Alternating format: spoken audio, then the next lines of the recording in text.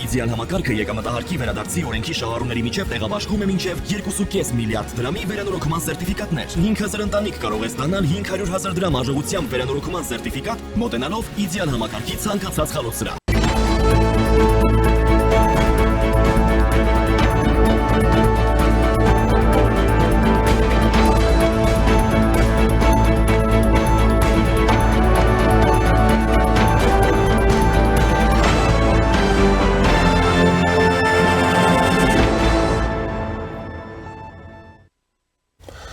Ողջույն, դուք դիտում եք առաջին լրատվականը, ես Ժիրայր Ոսկանյանն եմ, զրուցակիցս Հելսինկյան քաղաքացիական ասամբլեայի Վանաձորի գրասենյակի ղեկավար, իրավապաշտպան Արթուր Սաքունցն է։ Բարև ձեզ։ Ողջույն ես, պարոն Ոսկանյան։ Պարոն Սաքունց, 2026 թվականը որքան մոտենում է, ինչպես եւ կանխատեսում են, շատ ավելի թեժ է լինելու, 1000 ու մի բան է տեղի ունենալու, շատերը հիշում են Մոլդովայի նախագահական ընտրությունները, Վրաստանի խորհրդանական ընտրությունները, ինչու ոչ։ Եվ դրան զուգահեռ ռուսական կողմից տեղեկություն տարածվեց, որ Հայաստանի մասով, այսպես ասած, համակարգող է նշանակվում Սերգեյ Կիրիենկոն, Վլադիմիր Պուտինի անձնական նեղ շրջանակի անձանցից մեկը, ով փափուկ ուժի կիրառմամբ փորձելու է այստեղ առաջ տանել ռուսական ազդեցությունը։ Կիրիենկոյի մասին կարծում եմ մեր հեռուստատեղները որոշակի տեղեկություններ ունեն, նա այդպիսի գործողությունների փորձառություն ունի ինչպես օրինակ Թաթարստանում, Հարավային Օսիայում, Աբխազիայում, այնպես էլ Ռուսաստանի կողմից Ուկրաինայի գրաված տարածքներում, մասնավորապես տարբեր կեղծ ինստիտուտների ստեղծմամբ, տարբեր իրավական պրոցեսներ նախաձեռնելով եւ այլն եւ այլն։ Հա, նրա կենսագրությունը այսքանով չի իհարկե սահմանափակվում։ Մի վերջին օրերին տեղի են ունենում նաեւ տարատեսակ զարգացումներ, հա, մարդկանց հետապնդումներ, սադրանքներ, ծեծուջարդ, չգիտեմ, վարկաբեկումներ, մարդկանց հարազատների հետապնդում ու 1000 ու մի բան։ Իմպիչմենթի ինչ որ գործընթաց են նախաձեռնել, դեպ Հայաստան դաշինքը հայտարարություն է տարածել քիչ առաջ, իրեն այսպես ասած զատելով սրբազան շարժման ակտիվիստների գործողություններից, նշելով, որ ինքը պարզապես ոչ մի կապ չունի, բայց եթե ինչ որ նրանց հաջողության հասնելու համար անհրաժեշտ կլինի Հայաստան դաշինքի այս դեպքում պատգամավորների քանակը, ապա իրենք կաջակցեն եւ այլ ինչ որ նման բաներ։ Մի խոսքով ամեն ինչ հնարավոր է որ տեղի ունենա, ամեն ինչ հնարավոր է որ կարող է լինել, հա։ Այս դեպքում գուցե հարցերից մեկն այն է, թե պետությունը ինչպես է կարողանում այդ ամեն ինչին հակազդել, հա, այդ հակազդեցության մասին սկսենք խոսել, որովհետև տարբեր ուժային կենտրոններ, ներսում տարբեր օբյեկտներ կամ սուբյեկտներ կարող են հետապնդել 1000 ու մի նպատակ եւ այդ նպատակի համար որևէ միջոցի առաջ կանգ չառնեն, հա։ Մեր խնդիրն է, պետության խնդիրն է այդ ամեն ինչը կանխարգելել, կոնե դրան հակազդել ու այսպես շարունակ, ոչ թե անունը դնել ժողովրդավարություն, հանրության մոտ էլ տպավորություն ստեղծվի, որ ժողովրդավարությունը դա շիլաշփոթ վիճակն է, ժողովրդավարությունը դա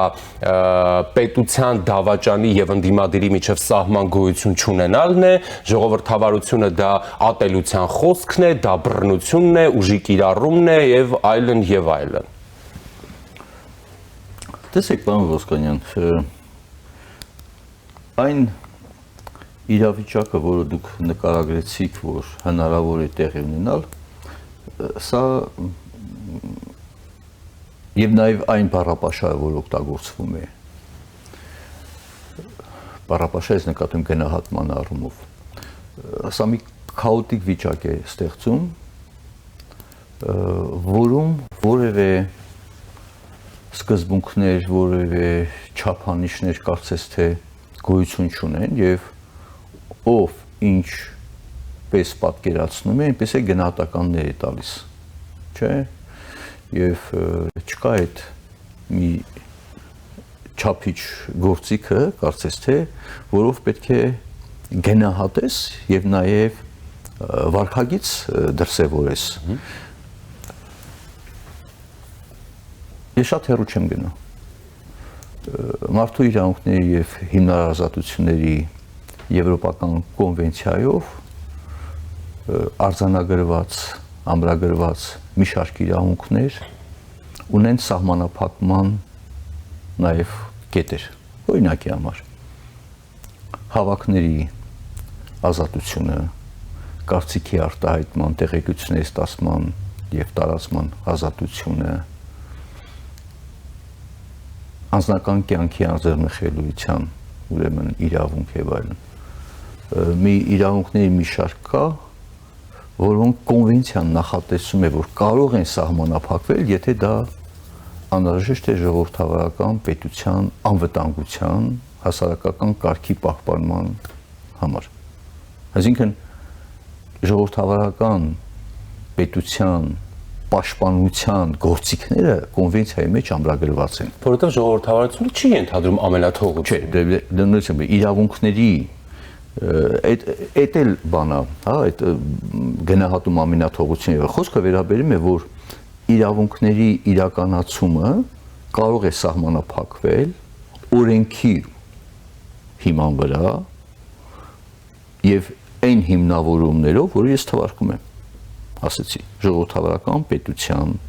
անվտանգության, հոպատահական չի անվտանգություն ասածը, ժողովրդավարական պետության պայմաններում հասարակական կարգի պահպանության։ Հիմա այս սահմանափակումները իհարկե չեն կարող լինել, դրանք նույնպես սահմանափակված են։ Այսինքն դու չես կարող բացարձակ սահմանափակել կամ այնպիսի սահմանափակումներ նախատեսես,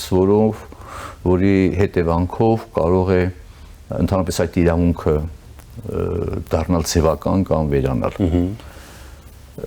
Բայց այդ կարողությունը եւ օրենքի մակարդակով եւ ինստիտուցիոնալ առումով դա որոշիչ նշանակություն ունի։ Այսինքն պետությունը ինչ կարողություններ ունի, որպեսզի կարողանա իրավունքի իրականացումը, երբ որ նա անցնում է եւ մարտահրավեր է նետում ժողովրդավարական պետության անվտանգությանը կամ ժողովրդավարական հասարակական կարգի արդեն խախտմանը, այդ շեմերը կարողանա հենց այդ ժամանակ արձագանքի։ Սա շատ կարևոր հարց է, որովհետև պարզ է, օրինակ, եթե նորքի թաղապետարանում այդ կատարվածի հետ կապված կոնկրետ ասեմ, ինչ կապ ունի թաղապետարանը արձագանքելու կամ նման լիազորություններ վերցնելու թաղապետը կամ իր համախոհները, դա համար կա իրավապահ մարմին, շատ պարզ է։ Այսինքն, այստեղ երբ որ թեկուզ նույնիսկ դուր չի գալիս քեզ ինչ-որ բան, բայց դու փորձում ես դրան հակադարձել նույն ոճով, որի ոճը դու չես ընդունում, ապա դուրս է գալիս դու նաև լիազորությունների, ոչ միայն լիազորությունների գերազանցում ես անում, այլ նաև այնպիսի գործողություններ, որոնց համար դու լիազորված չես։ Ինստիտուցիոնալ մոտեցումը սրա մեջ է։ Թե չէ ամեն մեկ իր մտքին ինչ գալիս է պետք է անի, սա արդեն իրապես ձեր ասած ուրեմն ամենաթողություն չասենք, այլ իրապես այդ չափանիշների ոտնահարման չասեն, ոչնչացման գործընթաց։ Իսկ դա ամեն մի նման մոտեցում թույլատնում է ժողովրդավարական պետության դիմակայությունը։ Դուք քանի որ այդ օրինակը բերեցիք, դա նաև դիսկրեդիտացնում է իրավապահ համակարգը, այսինքն երբ որ հանրային ծառայողը չի դիմում իրավապահին առաջին խուլիգանության դեպքում, չի դիմում, որտեղ ինքը ոչ թե չի դիմում, այլ ինքը չպետք է փորձի այն գործողությունները կատարել, որի համար կան առանձին ինստիտուտներ դրա համար, եւ մենք հարկ ենք վճարում հենց այդ կարգի պահպանման։ Այս մտածելակերպը, որ իմ թաղն է եւ ես այդտեղ եմ տեր ու տիրականը, ու այդպես պիտի լինի, քանի որ ես հայ տղա եմ։ Չէ, ու դա հենց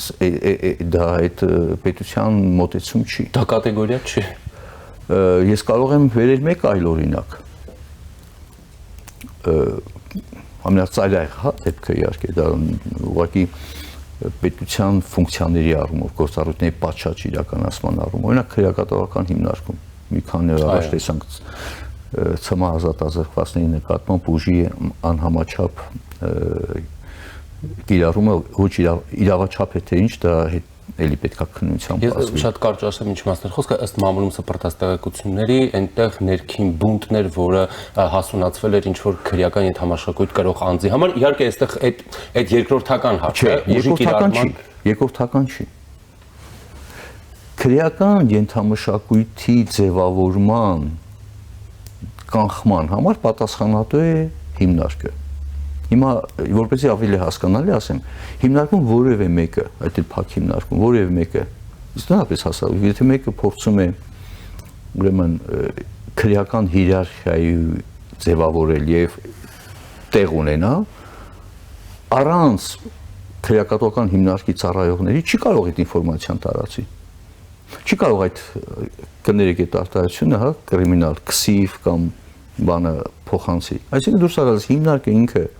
իր անգործությամբ թե գործողությամբ նպաստել է նման իրավիճակի ձևավորմանը եւ հետո այդ իրավիճակը շտկելու համար կիրառում է մի ուժ, որի համաչափության իրավաչափության հետ կապված լուրջ հարցեր, որ դե մարդկանց վրա կապուտուկներ կան, չէ՞։ Հիմա քննության ընթացքում քննվելու է, թե հիմնարկիչ պատասխանատվությունն այդ քրեական ենթամշակույթի դրսևորման եւ քրեական հիերարխիայի առաջացման, հա,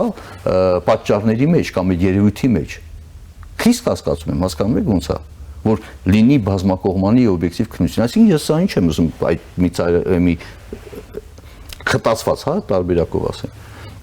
Եթե քաղաքացու կողմից կատարվում է օրինազանցություն, դա օրինազանցության համար իրավական գնահատական տվողը եւ գործող նախ առաջին գործառույթն իրականացնողը իրավապահ համակարգն է, որի հետ կապված իհարկե մենք ունենք բազմաթիվ մտահոգություններ։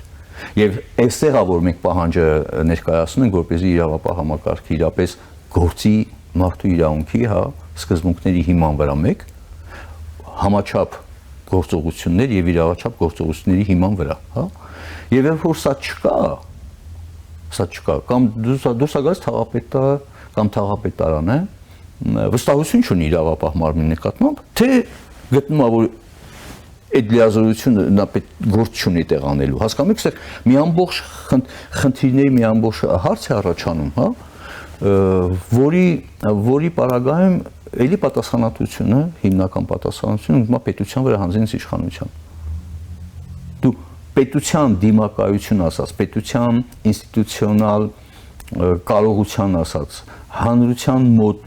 պետական ինստիտուտների նկատմամբ վստահության հիմքը ոչ թե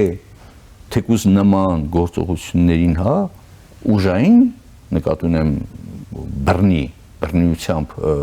ուրեմն արձագանքելն է, այլ ընդհակառակը օրենքի շրջանակներում գործողություններ կատարելն է։ Այս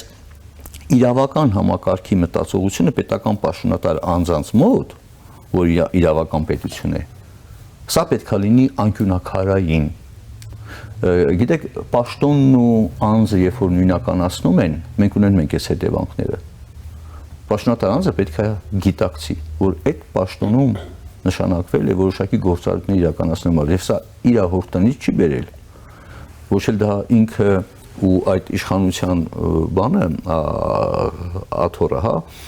անձնականացվում է, նույնականացվում է պաշտոնատար անձը ենթակա է ցանկացած բնույթի քննադատության, նույնիսկ եմ կրկնում այնքան, եթե կա ինչ-որ խնդիրներ, որոնք արդեն անցնում են, ասեցի, կարծիքի արտահայտման ազատության հետ կապված, երբ որ այդ դրսևորումները հանգեցնում են հասարակական համակեցության կանոնների խախտմանը, այդտեղ նորից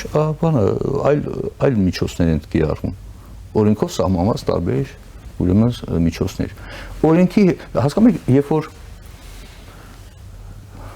հիմա ասում են թե սադրում են, լավ են անում, դու էլ մի սադրվի։ Հիմա իրար հետևից սադրանք որակեն, հետո դրան էլ այս ձևի այդ դեպքում ինչի է վերածվելու պետությունը։ Եվ այս առումով իհարկե առաջի պատասխանատվությունը շարունակում է մնալ իշխանությունը։ Բնականաբար, պարոն Սաքունց, տեսեք, ձեր դերած օրինակները ամենաթարմերն են, հա, չէ, ցավոք օրինակները շատ են։ Ներսում այդ խնդիրների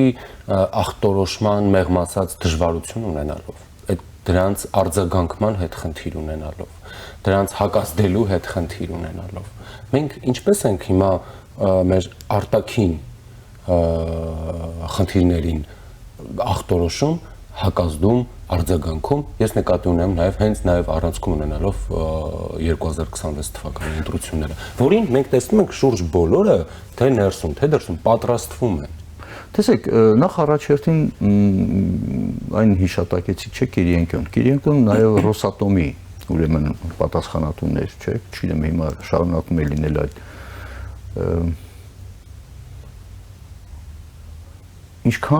ինչ է նշանակում Ռուսաստանի Դաշնության պաշտոնատարանցին նշանակել Հայաստանի կուրատոր։ Հայաստանի մասով կուրատոր։ Չէ, ինչ է նշանակում այդ կուրատոր։ Ֆեյսբենել ունի Հայաստանի մասով։ Գիտեք, այդ կուրատոր հասկացողությունը, այսինքն Հայաստանը օբյեկտ է, որին կուրացիա պետք է անել։ Կներեք, այդ բառը իրանց բանով է։ Դրա համար կա դեսպանություն, դրա համար կան կառավարության օղակներ, չէ, Հայաստանի կառավարություն, իշխանություն, Ռուսաստանի իշխանություն, կուրացիայի բանը որն է այդ կարգավիճակը։ Դա ինքնին արդեն իսկ պետք է դրան տրվել արձագանք։ Դուք թվարկում եք Թաթարստան, Բաշկստան, Հայաստանը ու Թաթարստանը ու Բաշկստան չի, կամ չգիտեմ։ Չէ, մեր ընկալմամբ չէ։ Չէ, մի րոպե։ Բայց մեր ընկալմամբ չէ, բայց մեր ընկալմամբ, քանի որ դա անթույլատրելի է, պետք է լինի արձագանք։ Արտաքին դիվանագիտությունը, կառավարությունը պետք է հստակ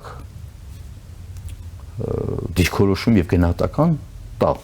նման հրապարակավ, հա, նույնիսկ չեն էլ թաքցնում։ Նույնիսկ չեն էլ թաքցնում, ասենք թե կուրատոր են նշանակել։ Եվ չպետք է ասի, որ կներեք, մենք ունենք պայմանագրեր, որը գործում է, թե չի գործում եւ այլն, բայց դրա կողմերը կառավարություններն են։ Ինչ է նշանակում կուրատոր, դա ինչ նոր պաշտոն է։ Հիմա Հայաստանի կողմից էլ կուրատոր պետք է նշանակվի Ռուսաստանի Դաշնության հետ բանով, այդ կուրատորը կառավարության ղեկավարն է։ Տարբեր նախարարություններն են։ Արտգործնա հասկանալի է, չէ՞, այստեղ այսինքն դուք ասում եք փափուկուշ։ Ռուսաստանը փափուկուժի բնորոշ նա բնորոշ չի փափուկուժի։ Բայց ինքն այդպես եկեք չթերագնահատենք, որովհետև գուցե վերջին տարիներին Ռուսաստանը հասկացել է, որ տապորի հետ կարելի է նավավերի փափուկ բաներ էլ կիրառել։ Օրինակ Հայաստանի մարզերում հիմա շատ ինտենսիվ գործունեություն են ծավալում եւ բացվում են նորանար ռուսական կենտրոններ, Մոսկվայի տներ եւ նման բաներ, այսինքն այնտեղ հումանիտար աշխատանքներ են մեծապես իրականացնում, համայնքի անչափահաս բնակչությանը հավաքում, ռուսական մշակույթի, ռուսերենի անվճար դասեր, միջոցառումներ են անում, եւ դրանք այսինքն կենտրոնները չեն բացվում մի միջոցառում անելու համար, դրանք հաճախակի պարբերական բնույթ ունեն։ Նախ Ռոսատուրնի չսվասածը ինչով է զբաղվում։ Ժամանակին հրապարակումներ եղան, որ Ռոսատուրնի չսվայի միջոցով այն Գրիբայդով ակումբի եւ տարբեր, հա, ուղղակի ֆինանսավորվում էին։ Խնդիրը ֆինանսական աջակցության մեջ չէ, այլ ինչ բնույթի գործողություններ են կատարվում։ Հիմա ռուսական մշակույթի տարածումը, եթե որպես ձևակերպում, մշակույթին ծանոթանալը խնդիր չի։ Դոստոևսկի, Չեխով, հա, իրեն Բլոկ, Տուրգենև, բայց երբ որ այդ մշակույթ ասացի ներքո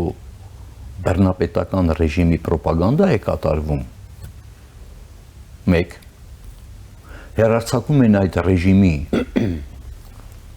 ուրեմն հեռարձակողները ազատ, պրոքսիները գործողություններ են կատարում, որոնք պետք է հենց իրավական տեսակետից գնահատվի։ Այսինքն չենք համարում, որ ռուսական դաշնության ներկա ռեժիմի ագրեսոր մարդատյաց ռեժիմի պրոպագանդումը ինքը չի համապատասխան եւ դրա ազատ թույլ տալը չի համապատասխան մի թվարկած այ տեղեկությունների տարածման ազատության եվրոպական կոնվենցիայի հոդվածին, որ կարող են սահմանափակվել, եթե դրանք վտանգում են ժողովրդավարական պետության անվտանգությունը։ Ով, եթե ոչ, պետության պարտավորությունն է հանձին իշխանության, այդ գնահատականները եւ միջոցները ձեռք առնի։ Արգելի, մեռանք ասելով։ Պատերազմի պրոպագանդա, թշնամանքի ատելության պրոպագանդա, տեղանձերի մասին չէ, որ ասենք թե քննադատեն եւ այլն, թող քննադատեն ամեն տեղի կարող են լրատվական միջոց, բայց երբ որ գնում է ուղակի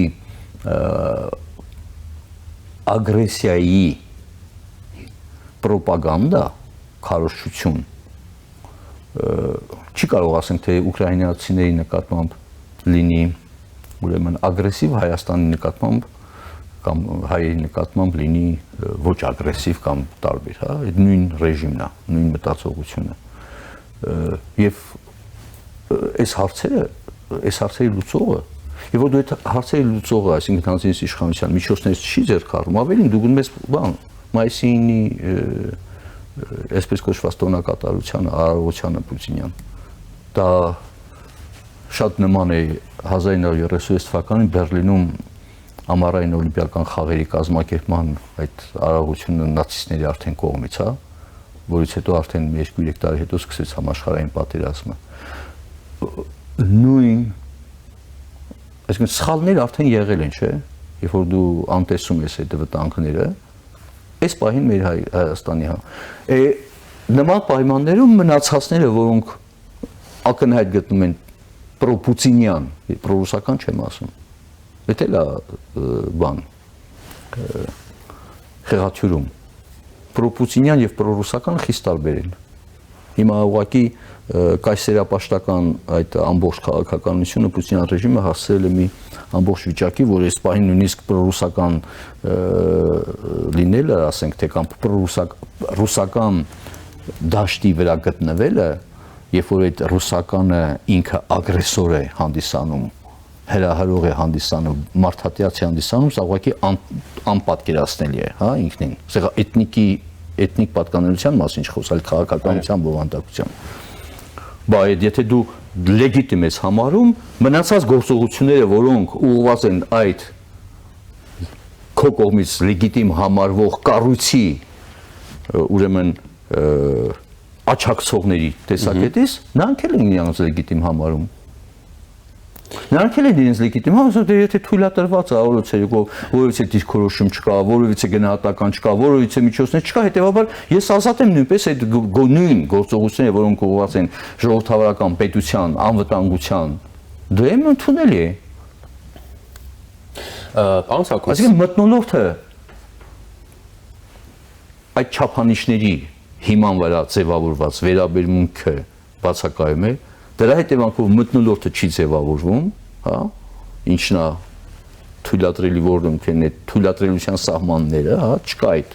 կարմիր գիծը, ու դրանից հետո դու ինչ ես անում։ Դա բռնությամբ ես ուզում առանձին հատվածային խնդիրներ լուծես կամ դա որը չի բերում խնդիրներ լուծման։ Բայց դու այն ասում ես մեծ էշ ախորում թողած ընկել ես ինչի հետևից։ Պարոն Սաքունց, լրագրողները առանց սահմանների կազմակերպությունը այսօր հրապարակել է աշխարհում մամուլի ազատության ինդեքսը մայիսի 3-ին, վաղ մամուլի համաշխարհային օրն է, եւ հայաստանյան մամուլի ազատության ինդեքսը տարածաշրջանում ամենաբարձրն է, Հայաստանը 9 տեղով բարելավել է իր ցուցանիշները, 180 երկրի շարքում մենք 34-րդ տեղում ենք, նախորդ տարի 43-րդ տեղում ենք եղել, Վրաստանը նախորդ տարվա նահանջել է 11 հորիզոնականով, զբաղեցնում է 114-րդ տեղը, Ադրբեջանը 167-րդ տեղում է, Թուրքիան 159-րդ, Իրանը 176-րդ, Ռուսաստանը 171-րդ տեղում է, էլի 9 կետով էլի նահանջել է, հա։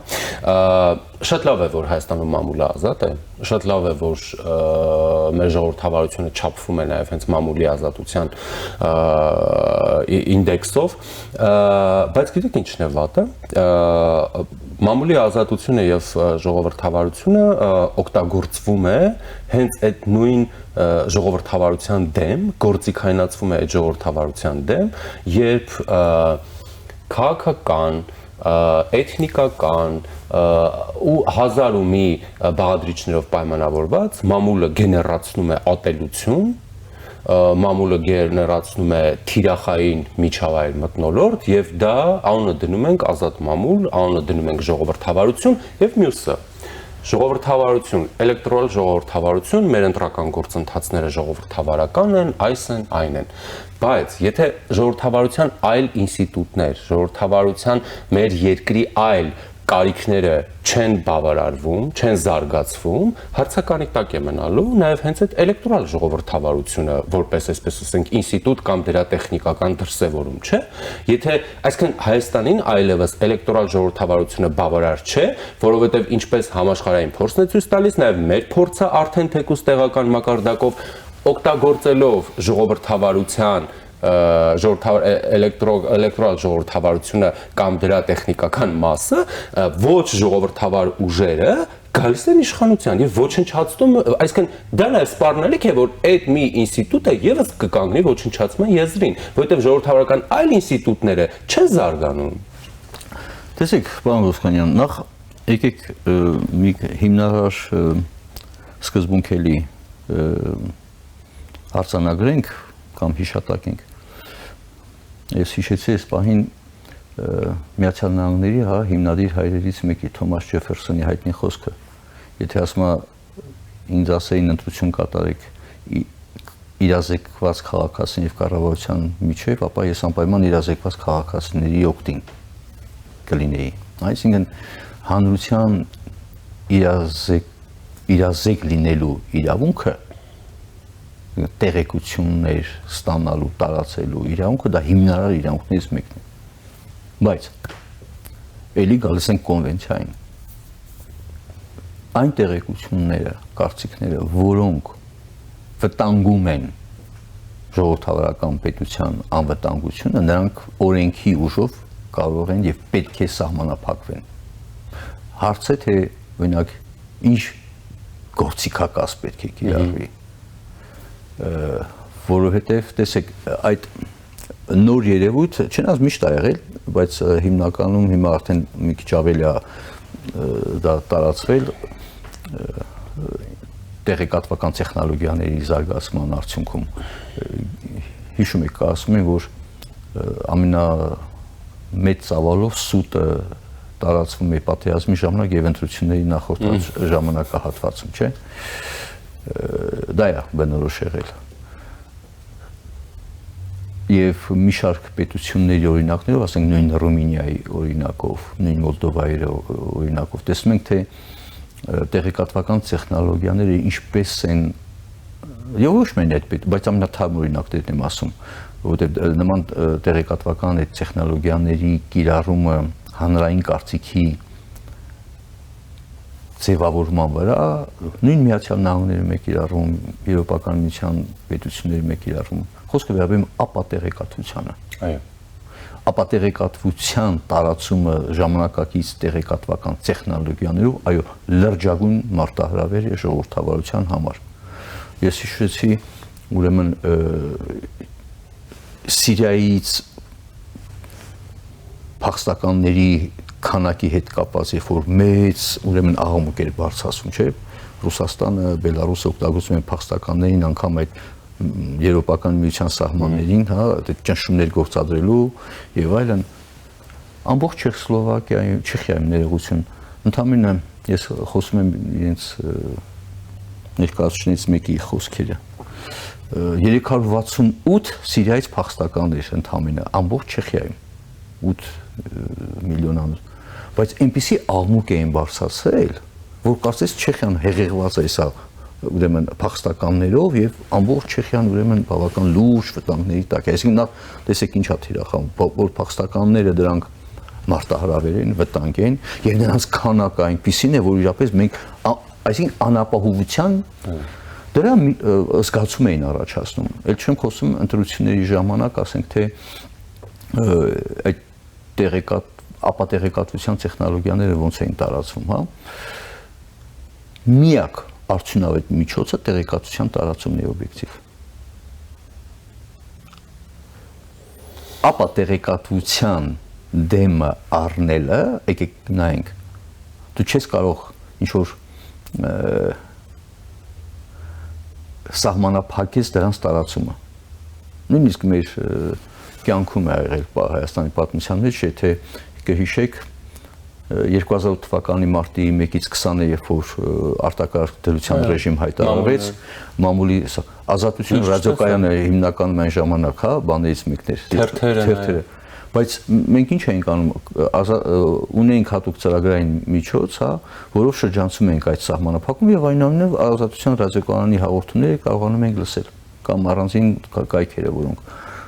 իմ դեպ հետաքրքիր է, որ այդ նույն ծրագրային այդ միջոցը մեր վրաց գործընկերներն էին մեզ այնպես խնդրում, որպեսզի սակարկելու ժամանակ մի 3 օր արտակարգության ռեժիմ հայտարարած, իրանք ցել էին սահմանափակել ու կարողանում են օգտվել։ Այսինքն դու չես կարող տեղեկատվական տեխնոլոգիաների, հա, դու կարող ես իհարկե Հյուսիսային Կորեայի նման ընդհանրապես փակես, որոշ մի բան, կամ Ռուսաստանի նման, ասենք թե փակես, բայց խնդիրը կայանում է նրան, որ ապատեղեկատվության հետևանքների կամ ապատեղեկատվության ազդեցության դիմագրավման միակ արդյունավետ ճանապարհը ժամանակին, տեղին, օբյեկտիվ տեղեկատվության տասման։ Հիմա ընտանիք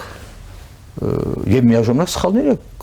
թերությունները, որոնք հիման վրա կառուցվում են այդ բանը, խոսույթը, դրանց վերացնելն է։ Այսինքն, եթե դու ոչ թե պետքա փակես բերանը, ասես թե բա չէ, ուռճացնում ես, ուռճացումը լավ անում, բայց ուռճացման բուն պատճառը հանդիսացող խնդիրը դու պետքա այդ ճանաչես այդ խնդիրը, ընդունես։ Եվ պագոնները կներեք, հա, ուսադրիները վայր չեն գնում, եթե դու ասել այսքան բանում, այո, թերություն ունենք։ Այսինքն, այստեղ հաշվետու եւ թափանցիկ կառավարումը